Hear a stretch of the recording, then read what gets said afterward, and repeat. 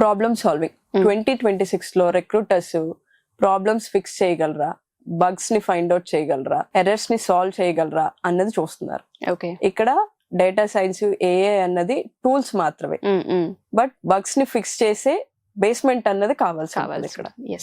Third point, job market. 2026 report ప్రకారం మనకి ఇక్కడ 60% పైథాన్ జావా మీద నడుస్తుందండి. 60% ఆఫ్ జాబ్స్ పైథాన్ జావా మీద ఉన్నాయి.